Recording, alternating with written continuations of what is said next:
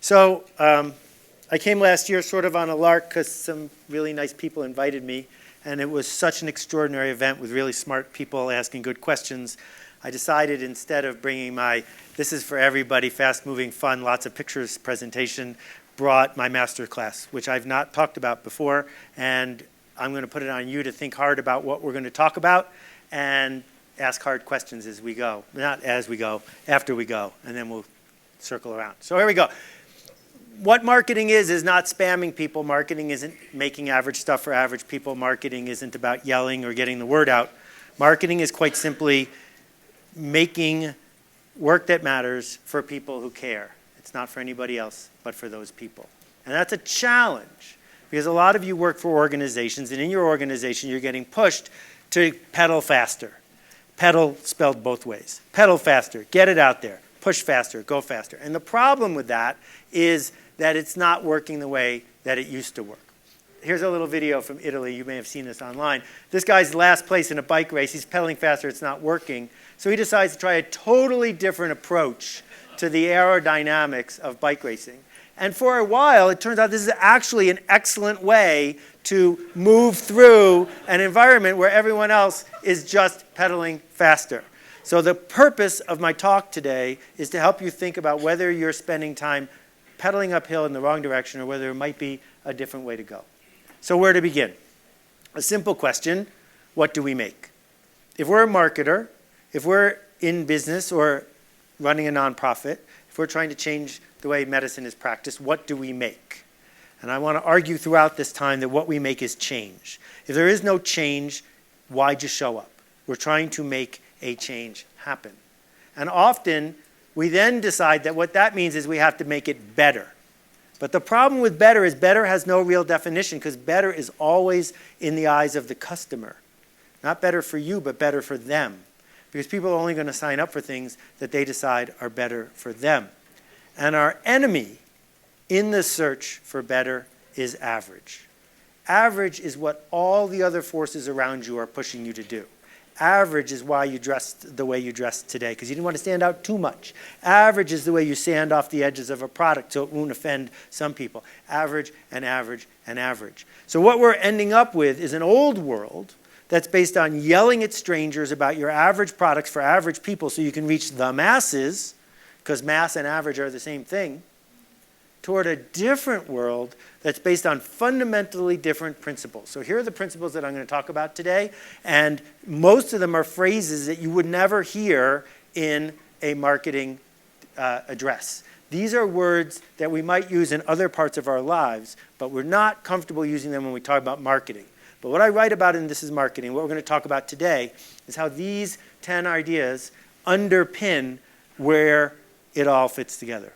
So an example: chickens. Not surfing chickens, not ducks, but chickens. So here's the story. Turns out that Ethiopia is an extraordinary country with more than 100 million people. In that country of 105 million people, 15 million of them are small landholding farmers, meaning they have a plot of land about the size of this room. If they can grow it, they can eat it. If they can't, they go hungry. 15 million people. A guy named David sees this going on and understands that there's a huge problem of protein, particularly for children. There isn't enough protein being consumed, and an entire generation, millions and millions of people are coming along who haven't had enough protein. Also worth noting is that on this piece of land, the primary thing that's grown are chickens, and they lay on average 1 egg a week. Well, David takes a look at all of this, and he decides that he can do something about this because they picked the wrong chicken. This is the Sasso chicken. The Sasso chicken is way more productive than the typical Ethiopian chicken. He lays 5 or 6 eggs a week, taking 1 day off. That is a magnificent change, because now all of a sudden, if a farmer owns a Sasso chicken, the amount of protein that's being created on the same amount of land goes through the roof. In the first months that Ethio Chicken was open, they raised 10,000 chicks a month. They take these chicks when they're 3 days old, and they give them to local veterinarians who then create this commercial network and sell them to farmers. Yesterday, Ethio Chicken sold 1 million chickens. Tomorrow, they're going to sell 1 million chickens. One person showed up and changed an entire country. I think that's a marketing solution. It's not an engineering solution. It's not even an agronomy solution because the chicken was already around. It's one person who said, I am going to make something better for people who need to make it better. All right, next example, because this isn't just marketing far away. If we also zoom in on Utah, in fact, right here where we are, what we will notice is that all the houses look exactly the same. How is it that we ended up with this form of architecture, which exists nowhere else in the world as far as I can tell, but is the kind of architecture you have when you have $4 million to spend on a house? And the reason is this architecture isn't for everybody, just like Ethio chickens aren't for everybody. This architecture is for a very tiny group of people who are risk averse and also want to demonstrate to their neighbors that they understand what it is to fit in. So the idea so far, empathy, meaning David didn't have a chicken problem. The people he was serving had a chicken problem. He had to be aware of the fact that they didn't know what he knew. They didn't want what he wants. They didn't believe what he believed, and that's okay. Because if we're not willing to say that to the people we serve, we've just pushed them away from us. That practical empathy is the humility to serve somebody with your story, not saying, I got to make more sales to get my quarterly numbers up. It's, this person believes what they believe, and that's okay. Because if they don't believe, if I'm not willing to accept that it's okay that they believe it, they're not going to listen to me. And then the second idea, seeking the minimum viable audience, not the largest possible audience, the smallest one you can live with. Because if you can identify who it's for, really precisely, you can delight them. If you ignore everyone else, then you're on the hook to delight the people you began with. Next idea, zoom out, zoom back in. This is a company called Water Health International. Water Health International makes change happen. They will set this kiosk up in a village that has no clean water. If you don't have clean water, you have to spend hours just going to get the dirty water, and it changes your health and it changes your economics. The interesting thing about Water Health, besides the fact that they're changing the lives of lots of people in India, is if you want to fill that bucket with water, it costs about a nickel, they will not fill it for you unless it's a blue bucket. Why is that? Well, they'll tell you it's because if you bring an older bucket, it might have germs in it, and you might get sick, and then they would get blamed. But the real reason is more and more people start carrying the blue bucket around town. People like us do things like this. It stands for something. Now, the interesting thing that happens when you open up a Water Health kiosk in a village is there isn't a line. The first day, you're lucky if 3 families buy water. How can this be that they don't want clean water for a nickel?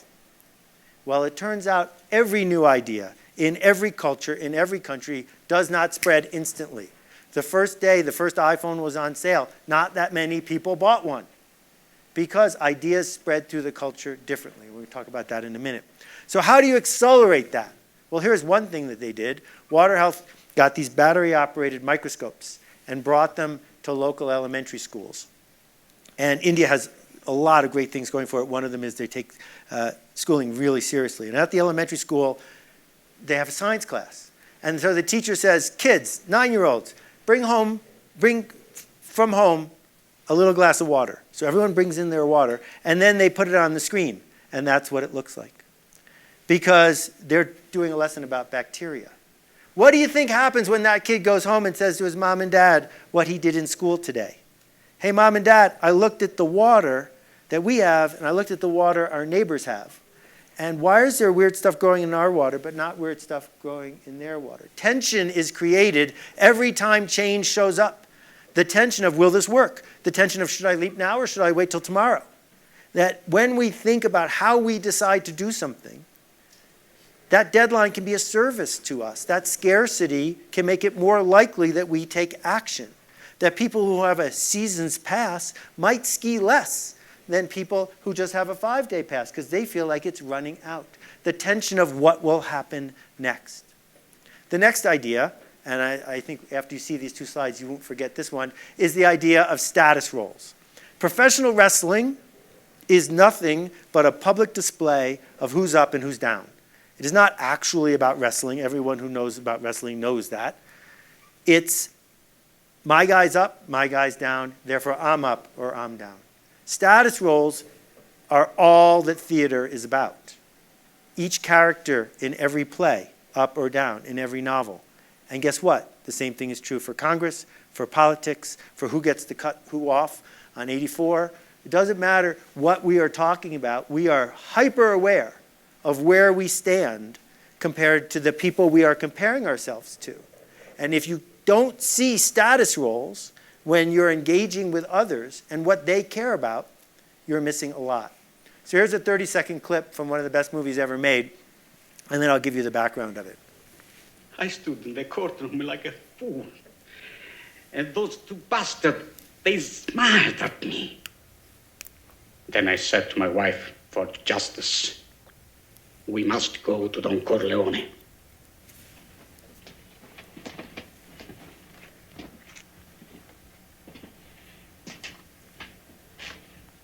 That I cannot do. So I'll give you here's what's anything you happening ask. here. It's the Don's daughter's wedding day. Sicilian tradition is on your daughter's wedding day, if someone comes and asks you for a favor, you must grant it. If you don't, you're shamed. Bonacera, the first guy who's talking, is the undertaker. Is there any lower status job than undertaker? He comes to the Godfather, whose entire life is about his status in this community. And he says, I want you to harm the men who hurt my daughter. If the Don does it, he's a hoodlum. So he declines because he's offended. And then the undertaker says, I'll pay you. In just 30 seconds, Coppola explains the entire arc of the movie, which is threats to status. What will happen if I don't have the latest pair of shoes? What will happen if I am left out of this conference? What will happen if I don't get this tool or that tool? This is in everyone's brain all the time. Not everyone wants to be the Don. A lot of people are quite content to be Bonacera, the undertaker. A lot of people want to maintain their status, not move it up. All you got to do, if you've got 10 minutes of spare time, is go hang out at the front desk of this hotel and watch what happens when someone who's used to always being the top of the heap rolls up to the reception desk and doesn't get the room they thought they were going to get. Right? Instant amnesia. Don't you know who I am? Right? That this idea that we need to be in a certain place in the pecking order informs so much of what we do. Okay, jumping around quite a lot here. The next idea is this.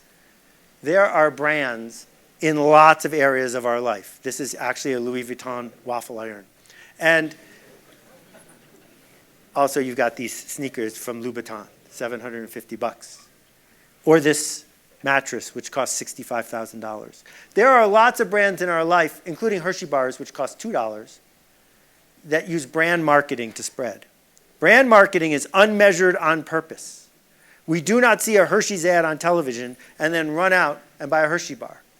But the internet has changed almost everything because at the same time, there's direct marketing. And direct marketing is measured. That's its definition. You pay $1, you get $2 back. And the reason you've heard of LL Bean and Pottery Barn and Lillian Vernon and all the pioneers of direct marketing is every time they spent $100, they made $200, so they spent more. And the reason that Google makes so much money and can do all those things that make no money is because the thing they make so much money on is keeping almost all the profit of every direct marketer who does business with them. Because the math is really simple. Let's say a new customer is worth $100. How much are you going to pay Google to get a new customer? I'd be willing to pay $99. Why not? So they auction off every single click. That $100, $99 went to Google, $1 went to the company. The important thing to understand is not that direct marketing is right or wrong, but that you can't do both at the same time in the same way. If you're a brand marketer, please don't measure things that don't matter just because you can. How many Twitter followers do you have? Doesn't matter. It doesn't matter. Because there are lots of ways to make the number of Twitter followers you have go up that have nothing to do with making the value of your brand go up. That if you're a fundraiser for a charity, the difference between what it will take to get $1 million donation and what it will take to get 1,000 $10 donations is huge. So we have to decide as we think about how we're spending our time and money, are we building a brand, which is not a logo, which is trust, which is connection, which is interaction? We need to build it regardless of what we can measure. That's what great brands do. So the Super Bowl is a great example of this. Super Bowl ads are stupid for a whole bunch of reasons. One of the reasons is you pay a premium to reach the average people. You should be paying a premium to reach the specific people, but you're paying to reach a large audience. The only advertiser on the Super Bowl, other than maybe Geico, who can measure successfully whether it pays for itself is Doritos. Because Doritos can check over halftime with their computers, did enough people go out for more snacks that Dorito sales made up enough to pay for the ad, right? But for everybody else, it's a brand ad. We are telling a story that we cannot measure. Don't try, because as soon as you try to measure it, you will get fake data, which will cause you to do bad things going forward. I could talk about this all day, but I'm not going to. All right, the next one is this idea of how the chickens spread through Ethiopia, how the Louboutin shoes spread through the New York elites. It turns out when you bring a new idea to the market, about 1 out of 6 people say yes, because it's new. That's why they bought it, because it's new. So if I said, if this was a ski group and I said, they're opening a new ski area outside of Yellowstone, who wants to try it next winter? 15% of the people say, count me in, because no one else has done this before. That's why they want to do it. This early adopter thing can confuse a lot of people, because it looks like it's going to keep going forever, and it never does. Because in between the early adopter people and the people in the middle is something called the chasm. What the chasm says is there's a difference between people who buy stuff because it's new, like Christian Louboutin sneakers with spikes on the outside, and people who buy it because it works. That's the next group. So all those people the first 2 years who bought an iPad, they bought it because it was new. How many of you here are currently wearing an Apple Watch? Raise your hand. Right? Most of you are early adopters. You might be justifying it as saying, oh, this works, it saves me so much time and energy, but you like the fact that you have one that not everyone else has yet. The magic of Apple's value is that 3 times they crossed the chasm. 3 times they came out with products that nerds liked, and then suddenly everyone needed one. That's really hard to do, but it's one of the goals of the marketer. Okay, I'm almost done with my rant, and then I'm going to start taking your questions. The next one is this idea of positioning as a service. So I need to give you a little bit of background here. Positioning started in the 50s, and then Trout and Reese wrote a good book about it. Positioning says people cannot possibly remember every attribute of what you make. So let's think about vodka. Without talking about whether all the vodka is made in exactly the same factory, if we talk about vodka, we could imagine that there are vodkas you could buy on the left and right axis that range from really cheap to really expensive. On the other axes, we could imagine vodkas you could buy that are totally neutral or really profound tasting and flavored. Within those grids, there's a vodka over in the left corner, there's a vodka up in the top right corner. You get the idea? You get to draw the grid because you get to make the product, because you get to tell the story. And the thing about this, and the shift that I'm proposing, is you don't get to draw the grid to be selfish. You don't get to draw the grid to say, we're up in the top right-hand corner and everyone else sucks. That's not the way it works. Every one of the elements has to be okay. Some people want something that's really scarce. Some people want something that's really easy to get. You're performing a service for the people you are serving. Right? You're saying, oh, if you want a more traditional thing, that's our competitor.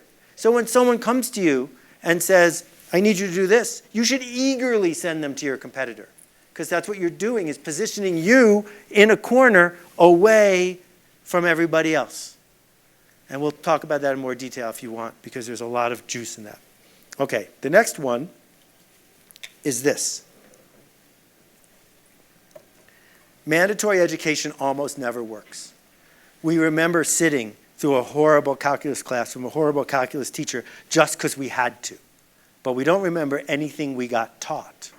On the other hand, if you're a hockey fan, you know Wayne Gretzky's statistics. Not because someone made you, but because you were enrolled in the journey. You wanted to go there, learn that, do this. So here's what we know.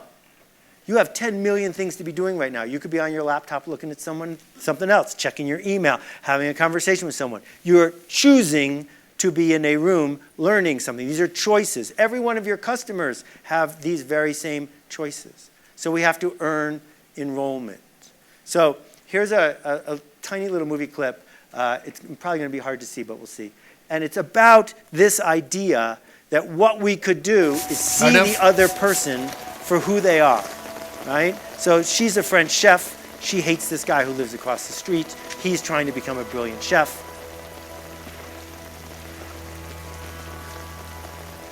I would like to make you an omelette. Would you be interested?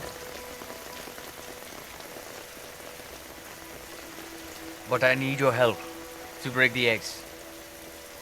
So what you can't see is both of his hands were burned.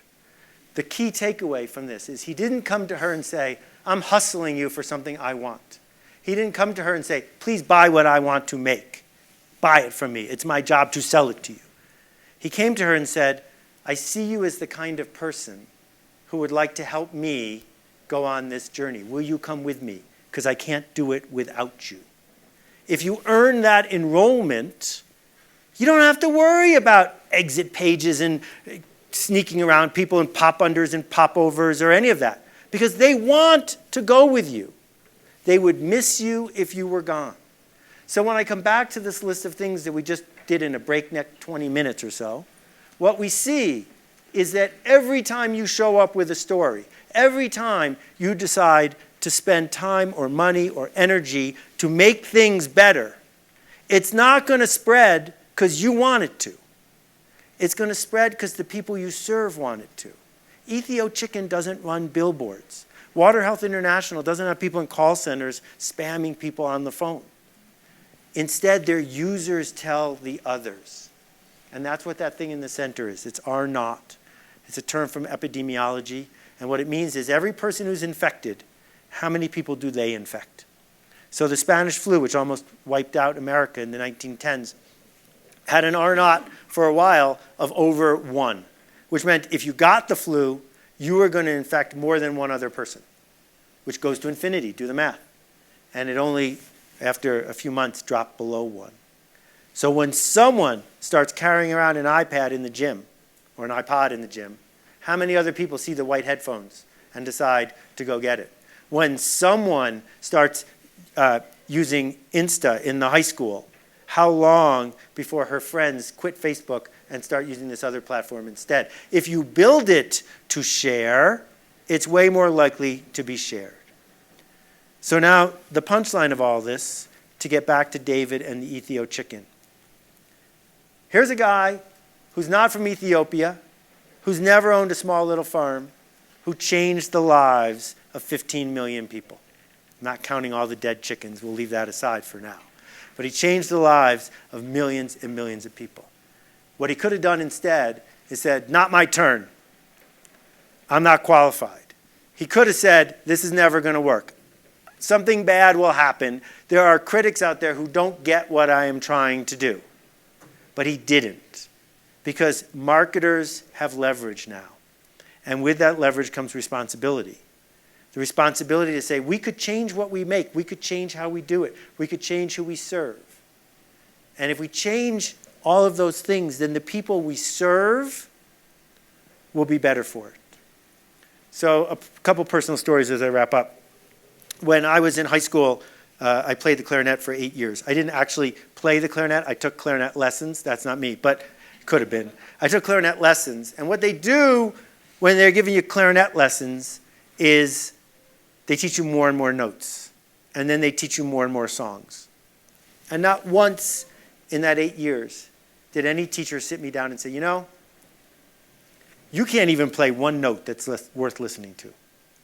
You can't even play a middle C, the easiest note, as well as that person playing it on Rhapsody in Blue. Why didn't they say to me, more isn't the point. Better might be the point.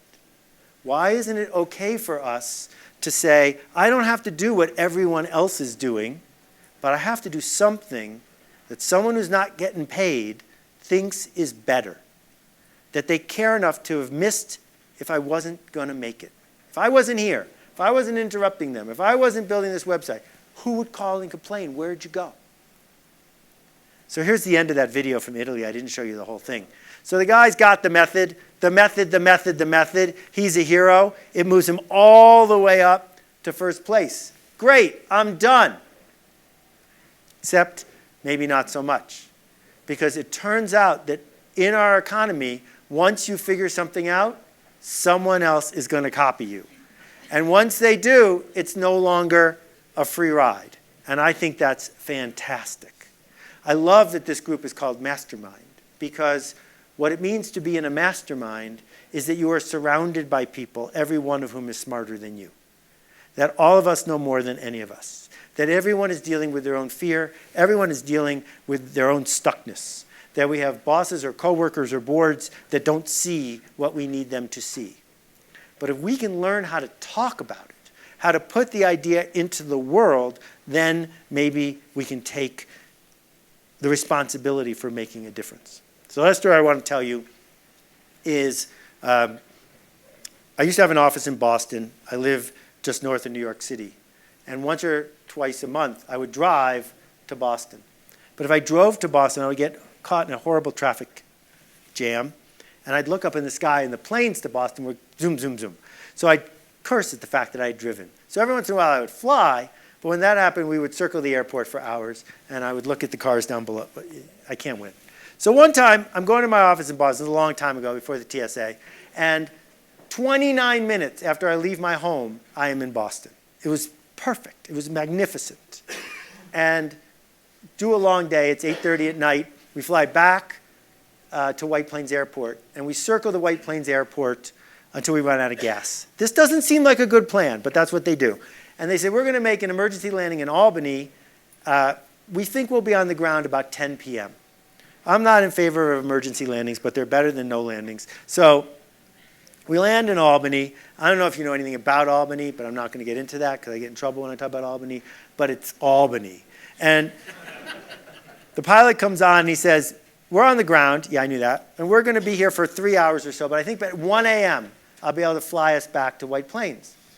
Well, it's only a 45-minute drive.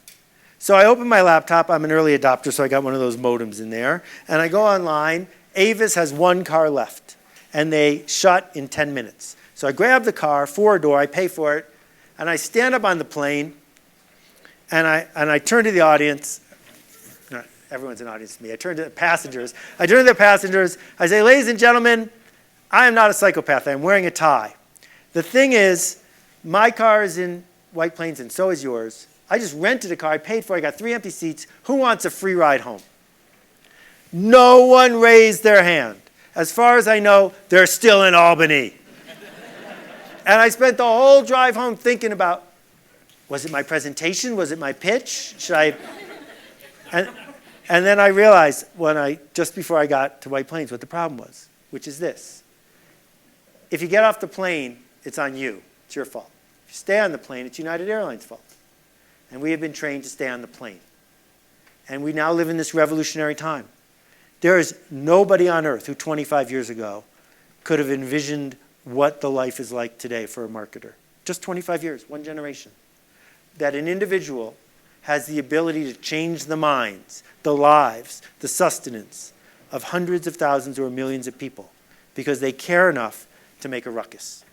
So that's my mission. That's what I do all day, is I encourage people to see this thing that's going on around us, to get out of the how do I make tomorrow's numbers and get deeper into the why and the how of the change that we seek to make. So now we got a full hour to have a conversation about it. Thank you for listening. Appreciate it.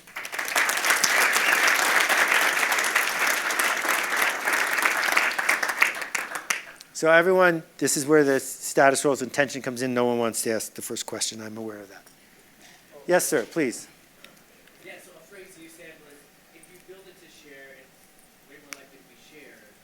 That just blew my mind. Like, sometimes I'm like write a blog post with the intent of it just breaking or whatever, but if I wrote a blog post with the intention of it being valuable and to be shared, Right. talk more about that. So when I wrote for Fast Company, I was the most published author they ever had. And the reason was that I didn't write so that the subscribers to Fast Company would be pleased with what I wrote. I wrote so they could raise their status by taking a knife and cutting my article out of the magazine, Xeroxing it, and putting one in every single person's mailbox at work. Because if they were the person who did that, their status went up. That was my job, to point things out that they already knew, but do it in a way that they felt more powerful sharing it. I wrote it for them. So when we think about how we engineer virality, the wrong way, the manipulative way, is to do it when the person has no choice. You're a parasite, right? You're a virus being carried around. The right way to do it is you've given them a tool. So if you watch, people walking down the street at the Sundance Film Festival in brand new Uggs, that is not a functional choice. Uggs did a service for that person who's wearing them. And that's why they spread, because that walking billboard says, you want to be as good as me, but you're not as good as me, but you could be as good as me. If you were at as much taste as I do, you could buy a pair of these. And the person who's wearing it knows full well that that's what they're doing. And the people at Uggs made the product so that they would do that. And the same thing's true with blog posts and movements and everything in between. Thank you for getting us started. Over here, and then we'll go over there. Yeah. What the chasm talked about in that chart, how do you recognize when it is a chasm? And Right. does it ever take a market? Yes, these are great questions we're starting with. Okay, so the question is about the chasm.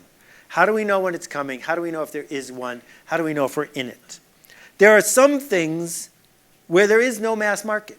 It's never going to get to the other side, right? Raising a llama in your backyard. Raising a llama in your backyard for a whole bunch of logistical and cultural reasons is never going to become a thing. But there was a period of time when there were ranchers in Texas and other places who wanted to have the latest animal. They were doing that. So part of it is an awareness of what's come before and understanding the dreams, the desires, and the fears of the people in the mass market. So here's an example. For a really long time, there were 3 TV networks. And if it was on one of the 3 networks, everyone knew how to talk about it. Everyone knew what was going on. Then we switched to cable. Cable is really different because there's many cable networks people in this room have never seen. So that changed life for the people in the middle of the market because they want to watch what other people are watching. So they needed there to be a few hit cable networks because they didn't want there to be a lot of choices. A lot of choices are bad if you want to watch what everyone else is watching. Does it make sense? So one of the things they do at diners in New York City is the menu ranges from pancakes to mushu chicken. Right? They're like 40 pages long. But the owners figured out that they put a little blue index card that said today's specials with a paper clip. That's what lots of people would order.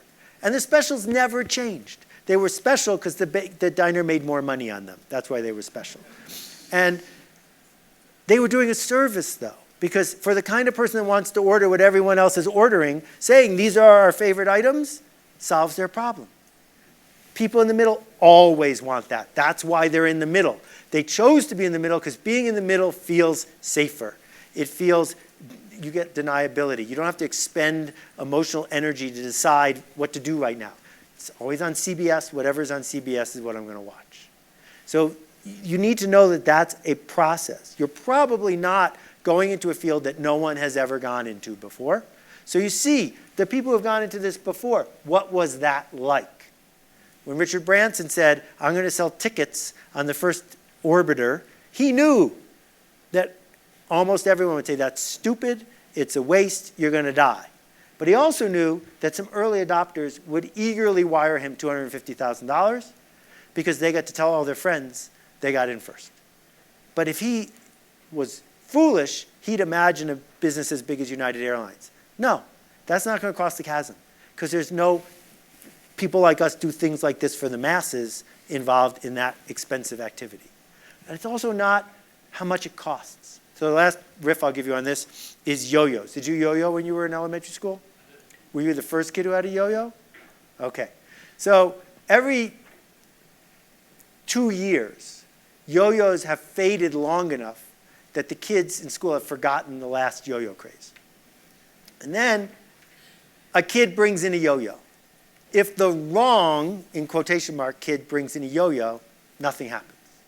If the right kid brings in a yo-yo, then 8 kids have a yo-yo. I'm guessing you're one of the 8 kids who had a yo-yo after the right person brought in a yo-yo, right? And then within 2 weeks, 80 kids have a yo-yo. It crosses the chasm briefly because it's a fad, and that's what fads are. They cross the chasm briefly, and then the yo-yos are all gone. Where'd they go? Because people want to see that go through the cycle. Same thing happens with stuff that's in the news.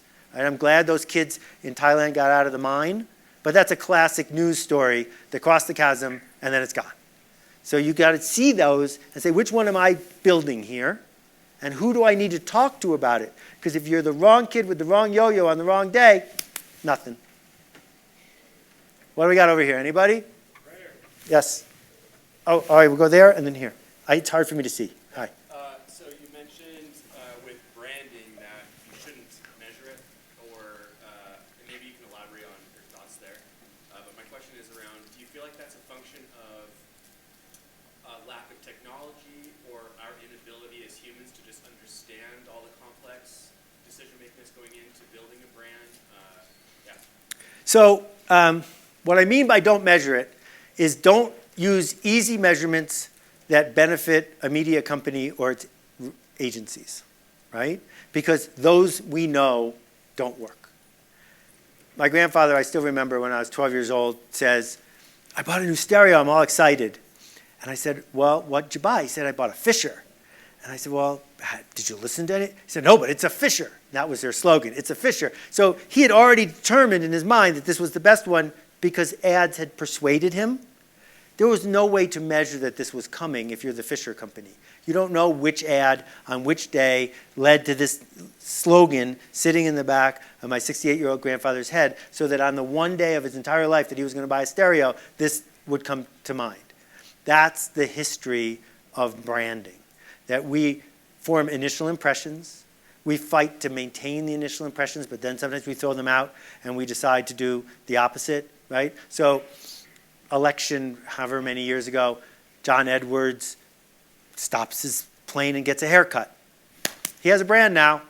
How much did that cost him to have that brand? How much did it cost to get rid of the brand? He got rid of it even worse. But the point is that things stick with us. Sometimes they're in paid media, sometimes they're not. This is an art. It is definitely not a science. If you're going to be in that business, it means you need backers who will keep paying until it works. And that's why there are so few brands for the ages. Because you have to pay and pay and pay, and then one day everyone says, well, of course, because they've seen it in the ecosystem. This is different than a brand that's built on interaction. So Wikipedia, Airbnb, brands that exist because we used them, that is a sort of a hybrid between direct marketing and brand, because you use direct marketing to get people to use it, but the experience itself becomes the brand. Does that make sense?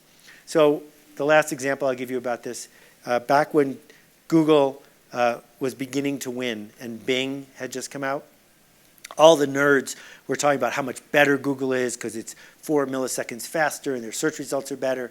So someone did a test and they just changed the logos. So you did a Bing search, but it looked like a Google search, and you did a Google search and it looked like a Bing search. And in a blind taste test, people couldn't tell the difference. And we know from the Journal of Wine Economists that in a blind taste test, sommeliers prefer $20 bottles of wine to $100 bottles of wine. They think $100 bottles of wine don't taste as good. But as soon as we take the blindfolds off, we want the $100 bottle of wine because that's brand. It's part of our narrative, who we are and where we see ourselves. But we can't measure clicks if we're doing that. Clicks can help us compare A to B, but they can't tell us if we're actually building a brand. Yes, sir. And then you had a question. I'll go over here and then over there. Still caught up on this, nobody took you up for your offer, drive home. Mm-hmm. That's true. Totally true story. What happened today? Like, how do you get these, talk to me about these people that don't get off the plane. How would you have changed your presentation today to get them off the plane? Or Well- what, Well, I can't believe no one did. That's let me ask you a different question. Have you ever been at the airport where they offered you money to give up your seat because it was overbooked? Do you take the money?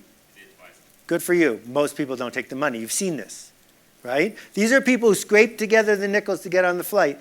$200 for an hour delay. You don't want $200 for an hour of your time in a safe, warm place with free Wi-Fi? Well, no, I don't. Why? Well, it's bad karma. I've already made my commitment. I have my seat. I'm filled with fear. What will happen? Blah, blah, blah. I'm not the kind of person that sells their time to. You get the idea, right? So on this plane, it's a little bit like taking $200, which is the sense that now we're going to go on an adventure that could turn into a John Candy movie. That once I leave this bubble, I am completely on the hook for all the things that will unfold. And if you're asking about me in particular, I'm not nearly as well known as you think I am, and I don't think people on the plane knew who I was. But even in that situation, there are people who are going to sit here for the whole time and not ask a question. Same deal. Like you came because you know who I am, but you're not asking a question. So this is human nature, and the empathy says, that's okay. I get that you're the kind of person who wants to stay on the planet. I get the kind of person who doesn't want to ask a question because you'll look stupid. I don't think you'll look stupid. You'll think you'll look stupid. So if I was, sorry? I don't have a tie, so I do look like. Yeah, you do look a little like a psychopath. What does it say on it? But should they have had luggage that maybe they couldn't get? And like, or there's nothing No, there was no, you have all the facts. Okay. And I can reproduce this. I have reproduced it. So I'm number one on the standby list to get home. Yeah. And all I got to do is get one person to give up their seat. I walk up and down the list, the thing, I got $500 in my hand. Right? Who will take $500 to give up your seat? I'm number one. No one. No one, because a whole fog comes onto people's brains. And I'm doing this as an experiment because it's fascinating to see how people interact. So what would I do if I really wanted people to get off the plane and get into the car? Well, the first thing you've got to understand is there's a difference between talking to a stranger and talking to a non-stranger. So if you've had an interaction with somebody, you are way more likely to have another interaction with them and another one. And if you read Kahneman, Thinking Fast and Slow, type 1 and type 2 brain, I was asking them to make a quick decision that didn't match the kind of decision you make quickly. And so I would have had to make it the other kind of decision. And if I had done that, and then added scarcity, so if I had stood up and I'd said, there's only 3 seats in my car, I'm passing out cards, because I always carry a deck of cards with me. Anyone who has a queen gets first dibs, right? And then we'll work our way through the deck. Because it's scarce, now people are yearning for this thing. So there's all these things in behavioral economics, not to manipulate people, but to help them get what they want, which is home to white plains. Yes, sir. So I'd love your thoughts on customer reviews. Mm-hmm. So obviously we all trust them in terms of hotel, restaurant, products we buy on Amazon. What are your thoughts on leveraging customer reviews or brands using data that consumers are giving them outside of like a survey or something like that? So you're not saying, should you worry about your 1-star reviews? That's a different question. I mean, it's part of the question, right? I mean, 1-star versus 5-star, sentiment of the brand. Right. Okay. So do you know what the difference is between a survey and a census? A census is when you ask everybody. A survey is when you have a scientific sample that acts as if it was everybody. So all the stuff you're seeing online that pretends to be a survey in search of a census is garbage. It's garbage, because all it's actually surveying are people who either have a chip on their shoulder or nothing better to do than answer a survey. So you're not really learning anything about the population. You're learning about this subset that's easy to get. Back to my original point, metrics that are easy to get. You can learn way more by calling customers, by answering the phone when customers call you, by doing certain kinds of sentiment analysis. Sony did a focus group years ago for a new kind of clock radio they wanted to bring out. They had 10 people from the shopping mall with hidden cameras. They're showing them all the features. Everyone's going, this is great. I love this. I love this. At the end of the thing, they say, how much do you think Sony should charge for this? 75, 80, 85, 90. Thank you very much. We want to thank you for coming. Your choice as a gift, $25 in cash or the radio. Not one person picked the radio. That's really interesting. Way more interesting than anything they would have filled out on a Likert curve bubble thing, because there you've got all this breakage. So when I think about the huge number of reviews that we're being exposed to, first of all, if it seems out of the ordinary, it's because it's faked. Large number of faked game reviews in the world. Number two, I haven't read my Amazon reviews in 5 years, and I'm not going to start. I have never met an author who says, I read all my one-star reviews and I'm way better writing now than I used to be. It's not helpful. J.K. Rowling has more one-star reviews than me because she has way more reviews than me, not because she's a worse writer than me. So it's not on my radar. But if you're sitting there running a small business, memorizing your one-star reviews, I think you're crippling the idea of the minimum viable audience. What a one-star review means is, this isn't for me. Thanks for letting us know. It's for them. Now, if you've got nothing but 1- and 2-star reviews, it means you have an operations problem. But it's really easy to see. Go to any town, look at the top reviews in Yelp. They tend to skew toward fast casual restaurants because the kind of person that's posting Yelp reviews likes fast casual restaurants. You look up a Michelin 3-star restaurant, 1 star, took too long to eat here. Okay, I get it, but I'm not going to speed up my restaurant to make you happy because I can't make you happy. So that's all a long way around saying there's more noise than information here, but there are lots of ways to get actual information if you're open to getting it. Yes, sir. And then we'll do the person behind you. So you talk about tension. Is there a way to build tension in that scarcity without being manipulative? And if so, what is your best experience? So the question's about building Yes, like the water. tension. Like, we probably did that to be like, hey, we're not being manipulative. We're trying to like let you know. But how do you do that online, where I can't actually show you both sides? Well, yeah, in the Waterhouse case, we'd like you to not die, right? So I'm going to count that as non-manipulative.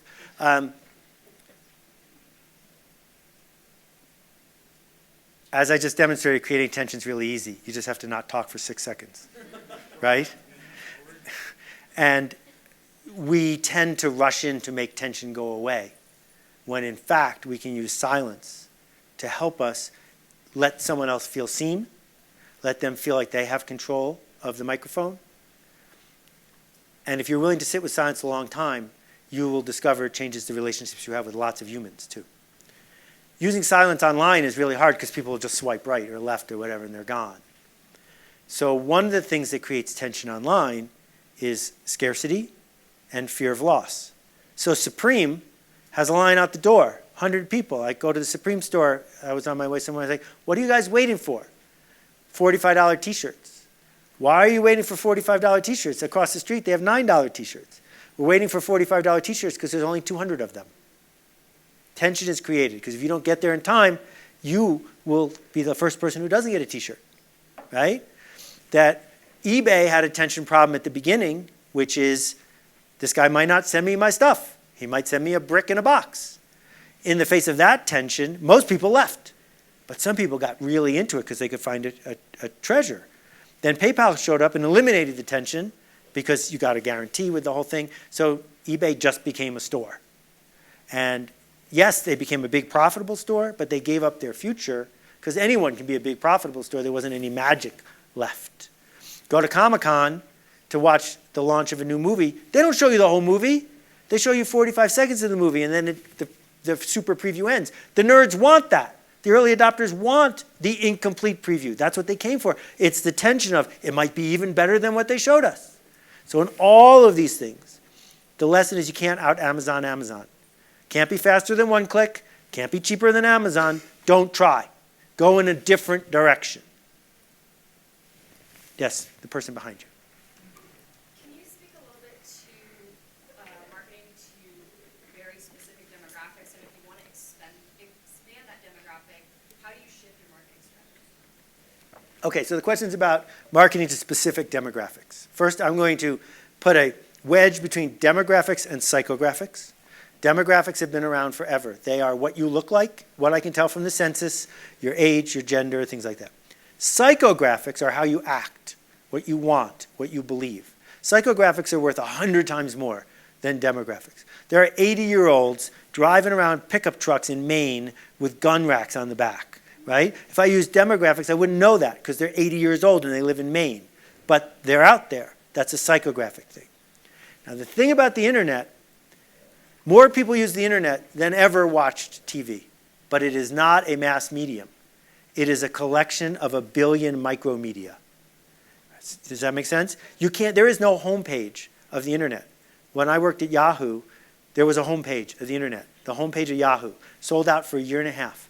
The people who bought it were buying brand. They didn't want us to tell how many clicks they got, because then they'd have to tell their boss. They were buying brand. It's really hard to do that now, because it's micro.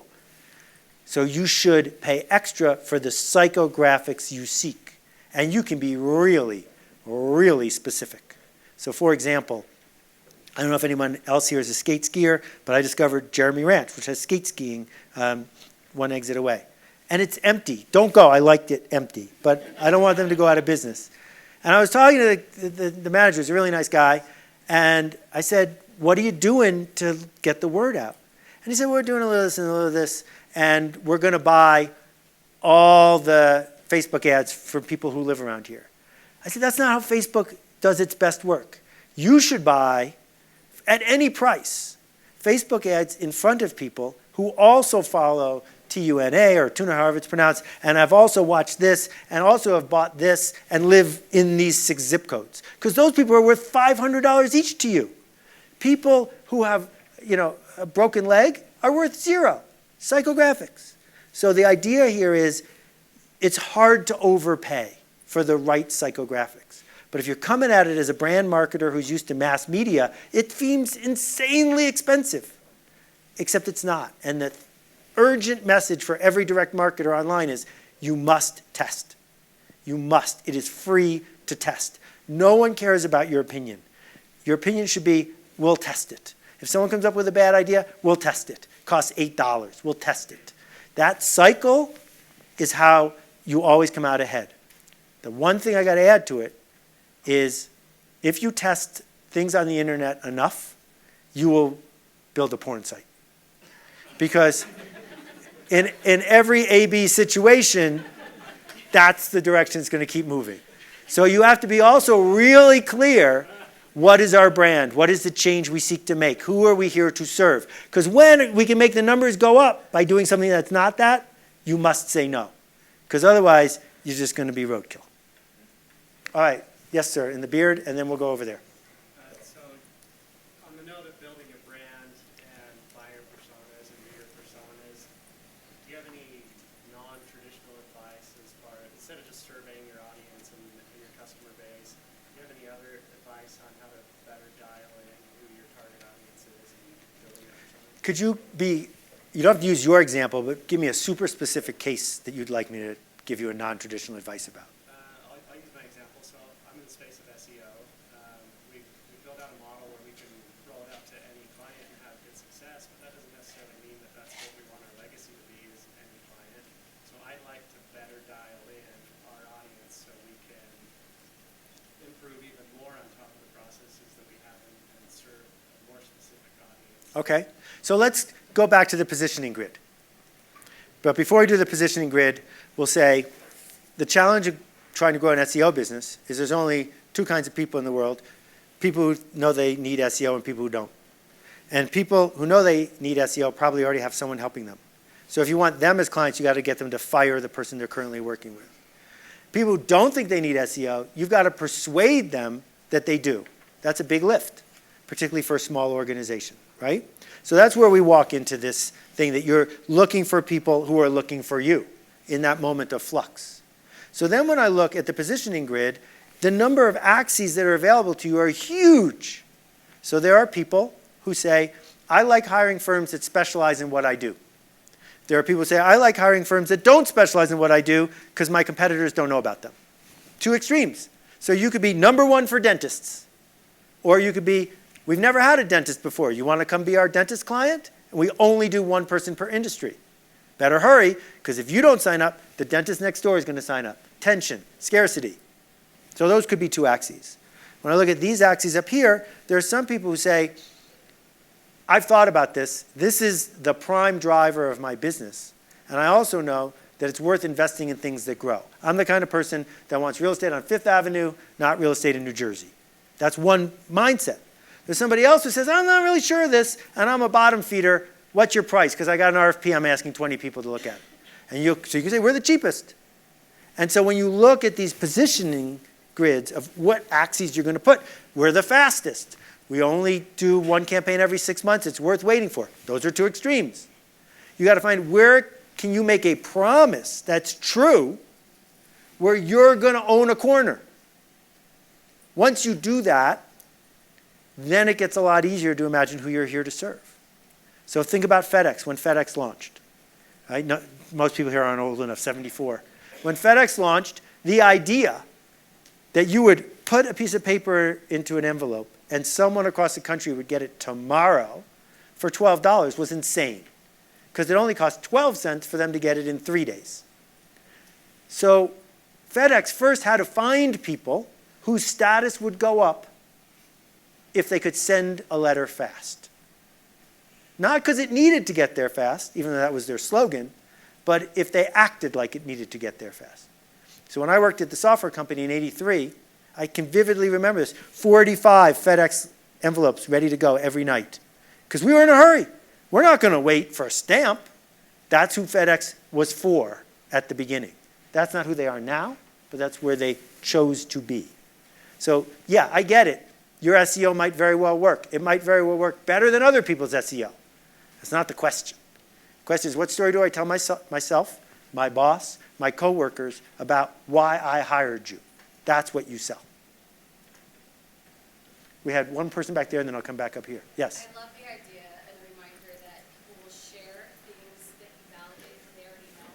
So as a thought leader, what's the percentage of validating what they know and surprising and delighting and informing? Okay, surprising, delighting, informing versus thought leadership. No, versus validating. I get it, versus validating, exactly. So did you read Kevin Kelly's book 25 years ago about the future of the internet? It's free, kk.org. All of it in one book. Done, mic drop, done. All I had to do was read that book and roll out a paragraph a week. For years, I was fine. Because everyone said, wow, really? That's smart. I was just taking another idea from Kevin all along the way. And there's maybe a dozen of those. That could account for 80% of my output. And yeah, I was the guy who named permission marketing. And I was the guy who named Purple Cow. But other than that, I don't think I've gone first very often. First is way overrated when it comes to bringing an idea to the table. Relevant, generous, and persistent, those three pieces matter way more.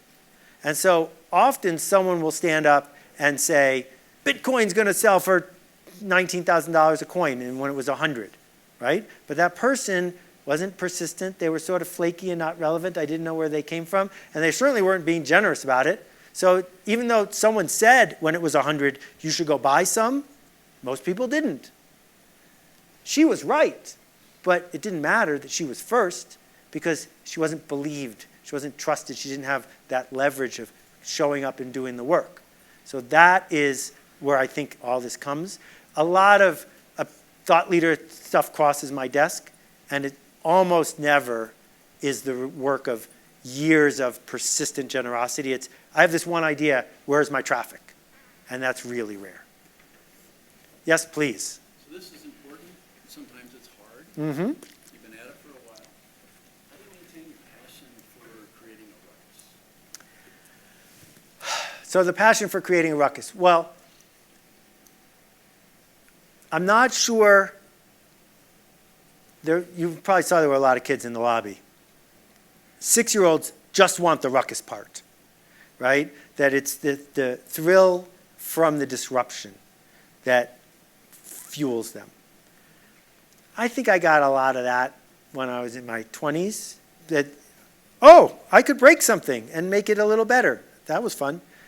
But soon after that, I think my shift has been, if I'm sitting at a restaurant, it's really drafty and the door's open, I get up and I close it. Some people don't. And that doesn't make me a better person. That's just my habit. And that's the way I feel about the work I am doing, is if I'm seeing a worthwhile cause like yours that's saving so many people, and I can talk about fundraising in a way that helps you raise more money, how can I not? And that's sort of what I'm spreading here is you're in the moment of the revolution. It's happening today. And 20 years from now, it won't be. It'll be a different one. So what did you do during this revolution? That's what I feel like is my obligation. And I'm way more tired than I used to be. And, you know, the Energizer Bunny doesn't go forever, even in the commercials. But watching what people I've taught teach other people is fuel that's keeping me going. Because I really think we could make things better. We don't have to race to the bottom. We don't have to say Ayn Rand was right and everyone should have an armed security force. We can actually make things better. And if I can help with that, that's enough to get on another airplane. So thank you. Yes, sir. So you talked about targeting the smallest viable audience. I run a small startup, and so wondering how do you target the smallest viable audience without alienating potential customers that would be interested? Yeah, I want you to alienate potential customers that would be interested. I think I can articulate why that is a really good idea. Pick any startup you want, and I'll tell you how they did it. Airbnb, right? Airbnb said to business travelers for years, nah, they might not even change the sheets. Don't come to Airbnb, not for you, right? Airbnb said to people who just want to grift and go to the cheapest route, nope, we have a code of conduct, you're part of a community, we don't like you, go away. It's not for you. Now as they grow and they're the biggest hotel chain in the world, they're doing all this other stuff like guaranteed pricing, authorized blah, blah, blah. So it's safer for someone who's not a crazy early adopter. Jackson Hole, Wyoming doesn't have many things in the way of bunny slopes as far as I know. They're saying to families with 4-year-olds, please don't come. We do not want your 4-year-old on our mountain. It's not for you. Here's the phone number for Beaver Creek. They would be happy to see you. That's how you build something of distinction. If you can say, Jackson Hole is for people who want to do death-defying things off, cliffs, then don't close those slopes, because those slopes are why you're there. Now, most people who come won't actually go on that slope. They just like knowing that they could. That's what they sell. And so again, when you see a brand of distinction, that's how they begin. They begin by saying there's a certain mindset, a certain psychographic. And when they see what we do, they go, count me in. I'm in. And then you delight them, which is hard, because they already know the journey you're on. They're enrolled. You delight them, and then they tell their friends, the slower ones, and maybe they come too. That work? Yes, please. First, thanks, by the way. It's amazing. Privilege. I want to ask a question kind of on that yo-yo example you were using, as it relates to a minimum viable audience, but also in like status and threats to status. Yep. So like if you chose the wrong kid, that one would have destroyed the entire business, so to speak. For that school, correct. For that school. But if you choose the right one, yep, it builds the business almost instantly. Right. So what's the role of status and threats to status in spreading a message? Well, so you're implying volition and intention at the beginning. I don't think Duncan thought about that very much at the beginning. That Duncan didn't do a lot to make sure the right kids showed up. Burton sure did, right? Burton snowboards, you would never see in the early days a Burton snowboard ad or a Patagonia ad that featured Gwyneth Paltrow. Because if you had done that, you would have completely confused who's it for, what message am I sending about which status to which person. And so that idea that you can sponsor or elevate, that if you have a YouTube channel, which testimonials are you putting on it? Who are these people who are speaking for you? People ask me to blurb their book, erroneously believing that a blurb sells books. It doesn't. What blurbs do is they make the author feel confident. And so I like supporting authors to feel confident, but it's a silly way for them to spend their time. But if the book is mentioned by Bill Gates as one of his 8 books of the year, all of a sudden Bill Gates is sending a message to Bill Gates' followers, which is you talking about this book will make you look more like Bill Gates. So you pick where you're going to go. Not because lots of people listen to the Joe Rogan podcast. Don't go on the Joe Rogan podcast if you don't want to reach Joe Rogan listeners. You do way better on a smaller podcast where the right people are listening, right in quotation marks, because they can carry your flag, because it will help them achieve that. So why does a t-shirt have status? It's just clothing. Some t-shirts have status among rock climbers, and some t-shirts have status among skateboarders. Totally different people, same kind of garment. So you get to invent the fabric of your story and let people take it into the world. Yes, sir. Talk about averages being the enemy. For the paranoid person that's worried that they're in the average, even though they're seeing success around them, what are some things we can do to check ourselves and make sure that we're actually not just doing the average things? Okay, so it's important for me to be clear. I am not telling you how to be in the world. I am trying to help you achieve your goals. So if your goal is scale, then I can give you advice on how to scale. If your goal is to be a freelancer with clients you adore, that's a different goal. Don't do things to scale. You will wreck it. Does that make sense? So there are no clones of me writing all the time in the background. And if I'm on stage, I'm on stage. I'm only going to do this 15 times this year because I want to do it that way by hand. I'm not trying to scale. So I got to keep track of the right things. So if you're saying your comfort is when you feel secure in where you are standing and that there aren't huge surprises, positive or negative, on the horizon, you're in the right spot. Just don't hope that you're going to get picked because Oprah's not going to call, right? That in the old days, if you were average enough, you could fit in all the way and come out on the other side. There are Kraft singles and Heinz ketchup in more refrigerators in America than any other products because they're the most average.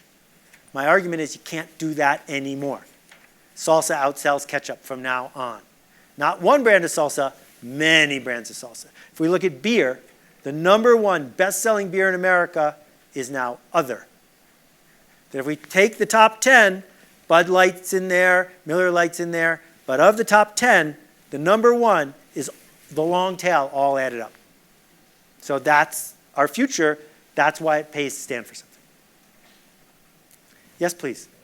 Can you speak to crossing the chasm when it comes to software sales like SaaS, where competitors are really talking to each other and spreading the word because what you're selling to them, they want to keep to themselves?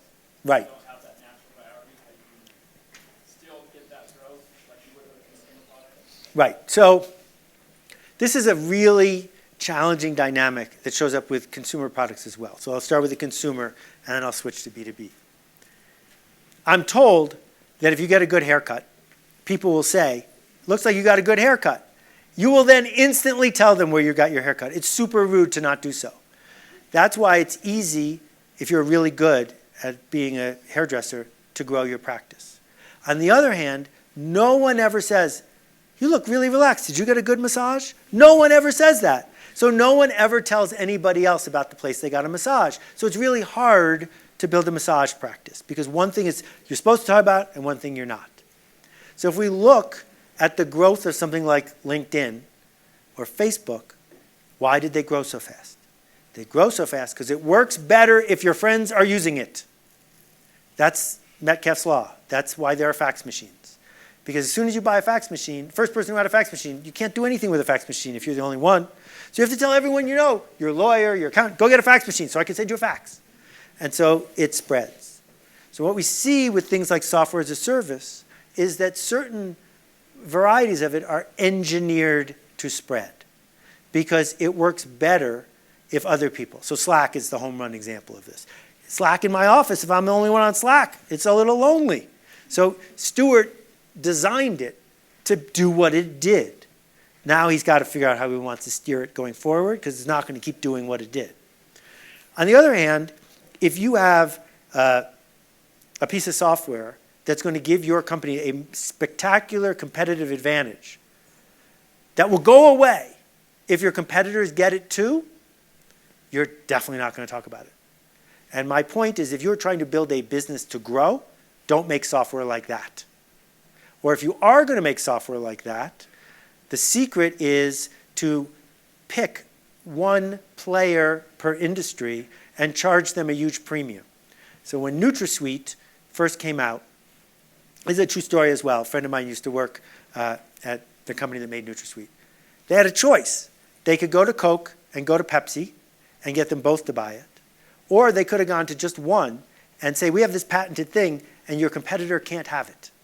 Bid against yourselves. Interesting choices along the way, right?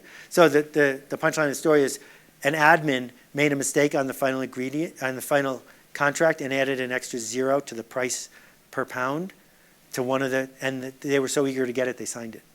So she increased their profit for the 2-year window by a factor of 10. Good day for her. Anyway, what else we got?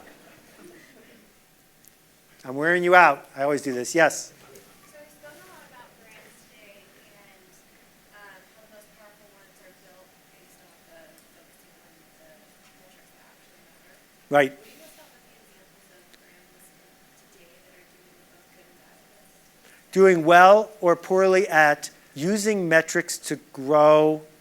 Sorry? Just examples of brands that you think are doing a good job at All right, well, so let me give you an intuitive one, which is Red Bull. So there was no Red Bull 15 years ago, out of nowhere. Now it's a multi-billion-dollar brand. How did they do that? Did they do that by mailing a coupon to your house? No. They did that by things like paying bartenders to serve Red Bull and vodka drinks to high-status customers in a public way.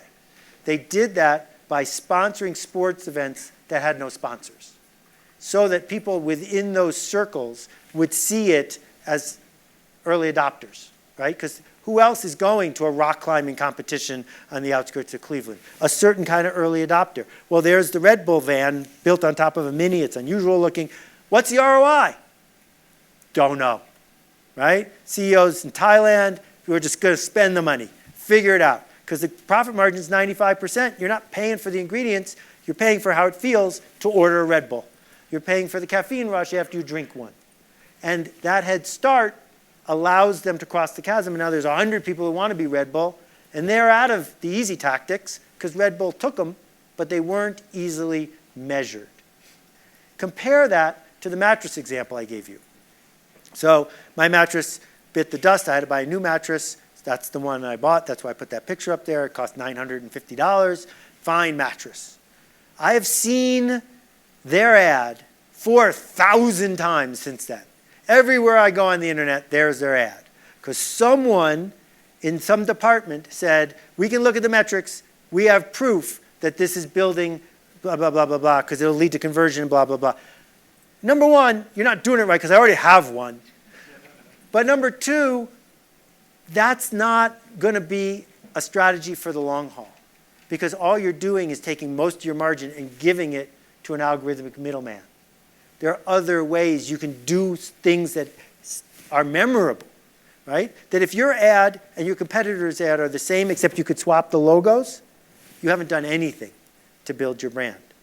And my point is that feels safe, but it's never going to get to where you want to go. And what gets you where you want to go is doing ads that people don't like, that don't work for some people, that are hard to forget, that address a problem I had before you even showed up. Not ads that say, we raised a bunch of money, please buy from us because our board's angry. Those ads don't work. All right, we got time for a few more. Yes? How do you think the merger with Whole Foods and Amazon, did that affect the exclusivity of Whole Foods at all? Or?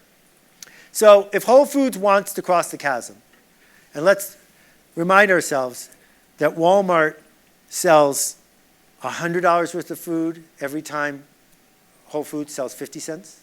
It's that big a difference, right? That we're all in this little bubble, but Whole Foods is not a mass market retailer. Whole Foods is right now becoming an everyday supermarket for a certain group of people, but they charged a premium for a long time by catering to early adopters and people who saw status in paying an extra 50 cents for an avocado, right? But to get from where they were to Kroger's was not something that Whole Foods could do on its own. So either they had to embrace the fact that they were a specialty retailer and they were going to be constantly under pressure as all the other supermarkets went online, which would give them a geographic advantage, or they had to say, we got to get big or go home. And the easiest way to get big was to talk to a company that thinks through and through like a mass marketer. That the secret of Amazon that most people don't realize, Amazon is very good, it's better than anyone in history at selling everything, but they're not good at selling anything. They can't promote a product in a way that gets it excessive sales the way Neiman Marcus can, or Macy's can, or even Bed Bath & Beyond can. Like Bed Bath & Beyond puts a ridiculous little LED light nail clipper at the checkout, and it triples its sales. Amazon never does that. Amazon's an algorithm. It does this all through the chasm to the other side. And that's what they're going to do at Whole Foods. And they're going to keep, it's going to pay for itself as it goes. They made a profit on the acquisition. Their stock went up enough to pay for the whole thing. So if your goal is ubiquity and your original company's name is relentless.com, it was an exact right thing to do. What else?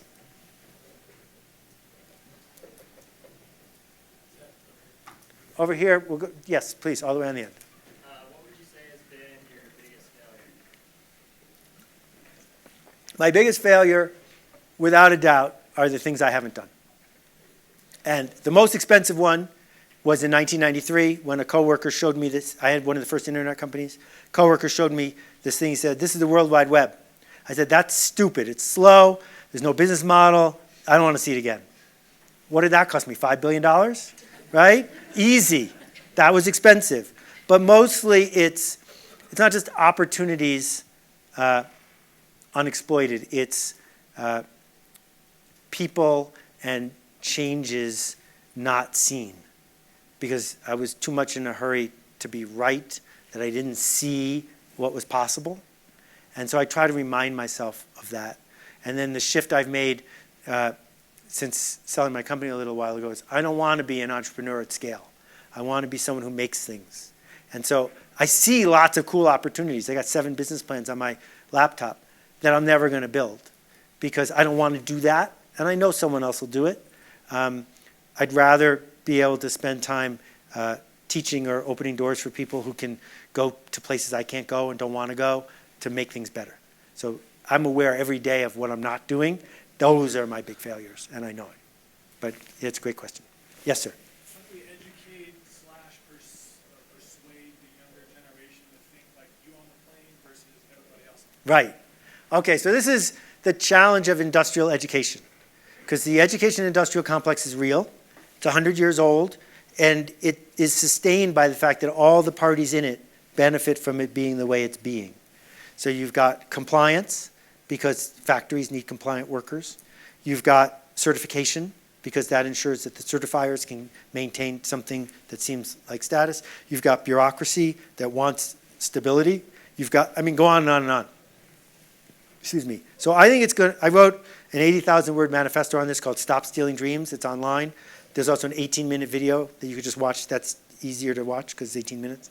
And my argument is parents need to ask what school is for, and they don't. School boards need to ask what school is for. Teachers need to ask what school is for. Kids who are over 10 need to ask what school is for. We're not asking the question. And if we all agree that school is for compliance and getting you in debt, then I'm not going to have a fight with you about it. But we're not even asking. I think school is to teach kids to solve interesting problems and teach them how to lead. And on a typical school day, we spend 90 seconds on those two things put together. I think organized sports are designed to teach kids to comply, not to lead. Go down the list. So for me, the idea of putting this idea into the world, ask the question, is how I got on to the path I'm on now. And then the schools I'm running, the Alt MBA and the marketing seminar and the others, that's what we do. We have no tests, we have no homework, we have no compliance, and it's peer-to-peer. And we're watching people change. I just haven't figured out how to do it at a scale that I'm happy with yet. But it's not just me. There's 10,000 people who are showing up to say, there's nothing that's happening in that classroom in real time, which is super expensive, that belongs in that classroom in real time, the way it's being done. And education ought to spread. And we're seeing it spread, and when it spreads, extraordinary things happen. And the last riff I'll give you about this, Nicholas Negroponte, talking about opinion leaders, Nicholas invented the smartphone, invented GPS, invented a whole bunch of things that you had no idea someone invented at the MIT Media Lab. And he left there after a couple years ago, after 25 or 30 years. What he did was he filled 2 huge wooden crates, one with Android tablets that had been carefully prepped, and one with big solar panels. And they went to a village, outside of a village, in the heart of Central Africa. And they said to two of the elders, may we do this? And the elders said, sure. So in the middle of the night, they dropped a box and it had a tablet for every kid under 20. And they dropped a solar panel for recharging. And the kids figured out within a day how to use the tablets, even though they didn't speak English. They figured out, and I'm getting all this dates and statistics wrong, but approximately, within a week, some of them had figured out how to read. Within 2 weeks, they were teaching the other kids how to read. Within 4 weeks, they had figured out how to program the tablets and undone the blocks on video that had been put on the tablets. They had hacked all the tablets so that they could find video lessons, right? And on and on and on. There was no teacher in the room. And this spectacular shift happened. And one of the reasons was there wasn't a corporate entity that was trying to get these kids to buy something or feel bad if they couldn't. And mostly there was this human need to connect and to learn and to teach.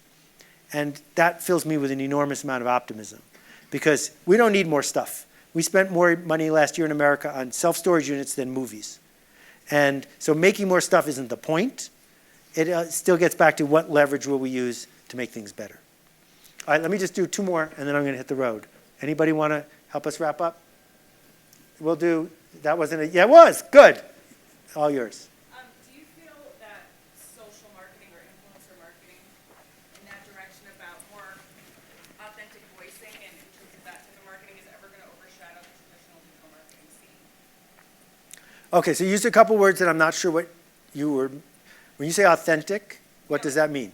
Just in terms of like, people don't want to be sold anymore, right? Right. More authenticity in messaging, they want to feel that they can trust who they're being spoken to by. So do you feel like a lot of companies are really pushing a lot in influencer marketing or social media? Like a lot of people are kind of going in those directions to see where people are at in the business. Do you feel like there will ever... So when I hear influencer marketing, what I hear is paying off someone to speak on your behalf who wouldn't do it for free. So that seems like the opposite of what you mean by authenticity. And so again, we see the short-term marketer wrecking things that didn't need to be wrecked before they got there. I think authenticity is dramatically overrated and people don't actually want authenticity. They want consistency. They want promises made and kept. So if you need shoulder surgery, you don't want the surgeon to show up on the day of surgery and say, I had a fight with my husband. I really don't feel like doing surgery. You want her to do surgery like a world-class surgeon. That's who you hired. Be an authentic, consistent, world-class surgeon, not sharing your inner feelings with me. So there are a few tiny points on the internet where inner feelings are the currency. But in general, I think what people want is what we're promised. I also don't think you have to be 4 years old to design a toy for a toddler. Right? I think that empathy is possible and that great toys are designed by people who aren't 4 years old. So where this leads is that the Procter & Gambles of the world that are built on TV have been persuaded that the internet is just like TV but free. And they're freaking out because they can't get anyone to click on their Tide commercials. Why would you? And their business was built to work on television. It will not work 5 years from now. It won't. There's going to be something else that takes its place.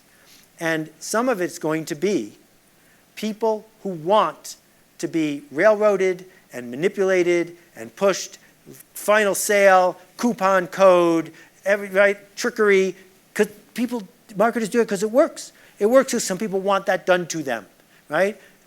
And that's a shame. And we need to educate more people so that's not the case, because then they end up in debt and behind the 8 ball. But going forward, early adopters, opinion leaders, people who can shift the world, they don't just have 500 people reading their blog. They have 1 million people reading their blog. Earning their trust and attention isn't going to happen because you bought them off. It's going to happen because you made a product that was better. And that is my hope. Because if we're all working to actually make things that are better so that unbribed people spread the word for you, a virtuous cycle is created. And it's one that could lead to the kind of stability that we're seeking. Thank you for ending on that note. I appreciate the work you do. Thank you so much for your attention. Thank you.